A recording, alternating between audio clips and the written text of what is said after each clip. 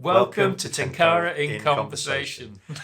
Back with another episode. This is all the kind of behind the scenes and little snippets of footage that didn't quite make it anywhere else in Tenkara in Focus. Well, and the other thing as well, it's probably worth saying that thank you to everyone who managed to make it to our recent show and support us with the launch of the You're an Nymphing DVD. Yeah. That's what's actually letting us put out some of this content that we've got in our archives. You know, we're blowing off the cobwebs and getting some of that stuff out there that we'd love to put out all the time. There are a few people that they've seen we've started this fishing discoveries brand.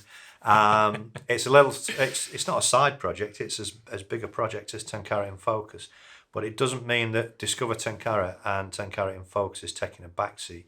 In fact, quite the opposite. The recent launch of products under Fishing Discoveries have actually helped to fund these new episodes from Tenkara in Focus. Yeah, and if we're being sort of like cards on the table, it's actually that the combination of those two things actually support each other. So one doesn't really work without the other. Yeah. But at the same time, it doesn't mean that we have, don't have other interests and that we've not grown up doing all kinds of different fishing that we feel we can share some valuable stuff on. So the idea is it cross-fertilizes it and it supports it and puts 100%. It on a more stable footing. Because doing just the Tenkara in Focus thing on its own is a bit fragile and looking quite shaky at times. If you're not a total Tenkara purist, then check out fishingdiscoveries.com and you'll see a few of the other antics. We're both lifelong anglers of all kinds of fishing, and it'd be a shame with all the sort of technology and filming capabilities we've got not to share a bit of that with people as well. Back to Tenkara. All that being said. You may remember in Tenkara in Focus, maybe 2 years ago now, we had a little sort of coffee break episode where we featured a shirtless Isaac Tait.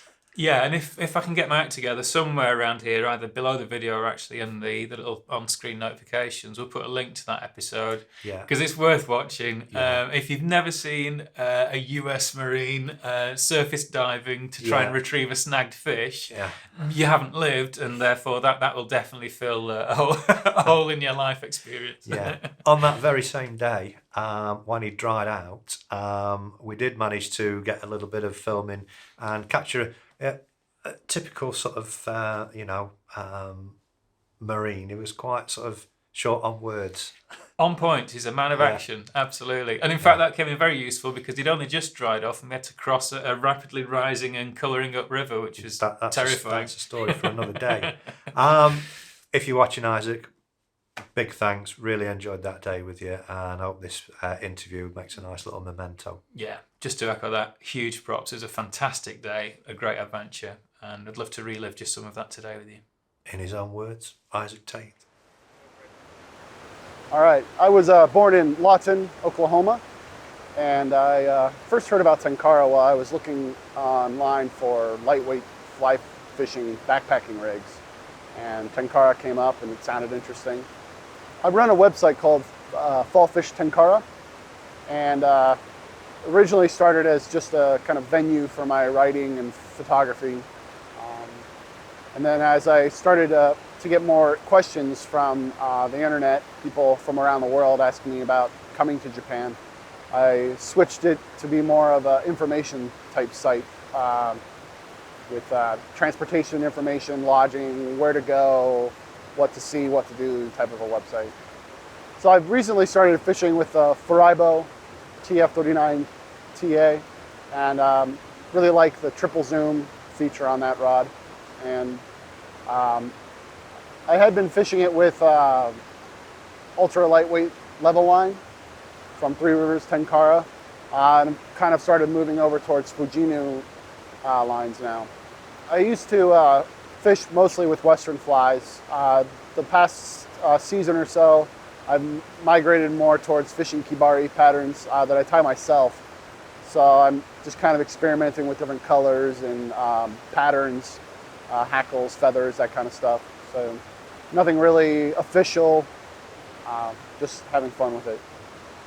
I prefer ultra remote Genru fishing. More waterfalls you have to climb and cliff faces and ropes that you need, the more I enjoy it.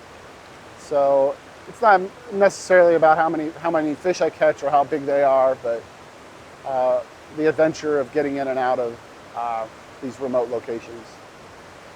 So I was in the Marine Corps for about 9 years, where I met my wife, and shortly after I got out, she joined the Navy. We found ourselves stationed in Japan, and that was back in the fall of 2014. Been living here ever since. If anyone in the West gets a chance to come to Japan, it's definitely a trip worth taking. Not only is the Tenkara here amazing, but the people and the food, the culture, it's something that will stay with you for the rest of your life, and you'll never forget it. Japan is really a wonderful country.